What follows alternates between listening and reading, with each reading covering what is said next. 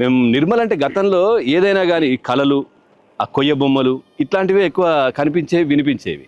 Sir ఇక్కడికి వచ్చిన తర్వాత ఇట్లాంటి ఫోర్ట్స్ ఇక్కడ చాలా ఉన్నాయి.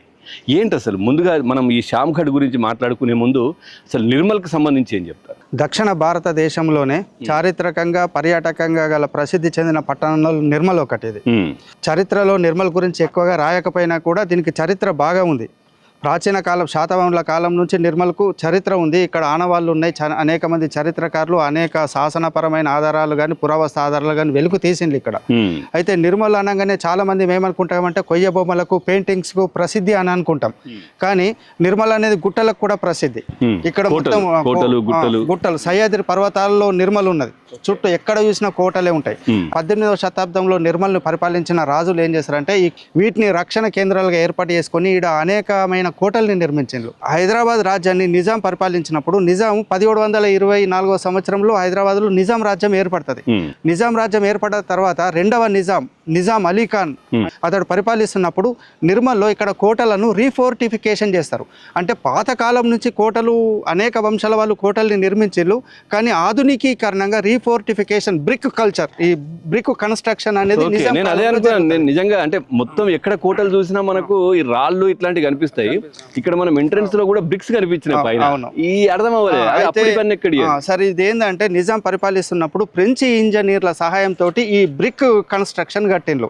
ఈ ఫ్రెంచి ఇంజనీర్లతోటి ఎందుకు ఇక్కడ కట్టిండ్రు అంటే నిర్మల్ అనేది విపరీతంగా ఇనుప గనులకు ప్రసిద్ధి. ఇక్కడ విపరీతంగా ఇనుము ఉన్నది.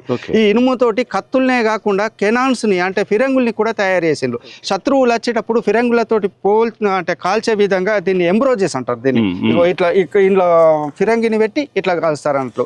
ఇక్కడ సోర్స్ బాగుంది, ఐరన్ సోర్స్ బాగుంది కాబట్టి రక్షణ ఉండడం కొరకు ఇక్కడ కెనాన్స్ ని పెట్టే విధంగా రీఫోర్టిఫికేషన్ ప్రతి కోట. సార్ ఇప్పుడు ఎందుకు నిజాంకి అంత ఇంట్రెస్ట్ ఏంటి ఈ కోటలను పరిరక్షించాలి, వీటిని సేవ్ ఇట్లా చేయాలి అనేది వాళ్ళ ఆలోచన ఏంటి? ఓకే, నిజాం రాజ్యం ఏర్పడ్డప్పుడు నిజాంకు ముప్పుగా ఎవరున్నారంటే మరాఠా రాజ్యం ఉన్నారు. మరాఠోల యొక్క దాడుల్ని తట్టుకోవడం కొరకు ఇక్కడ కోటల్ని నిర్మిస్తాడు.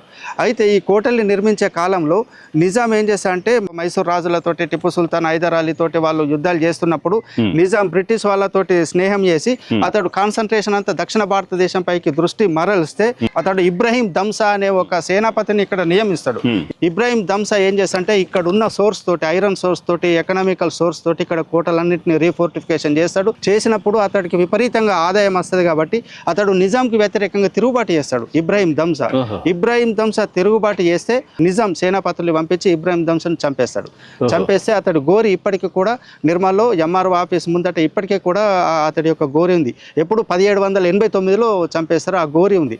అతడి తర్వాత ఎహతే శ్యామ్ జంగ్ అనే వ్యక్తి అతడి తర్వాత నిర్మల్కు పాలకుడిగా వస్తాడు. అతడి పేరు మీదనే ఈ శ్యామ్ గఢ్ పిలువబడుతుంది.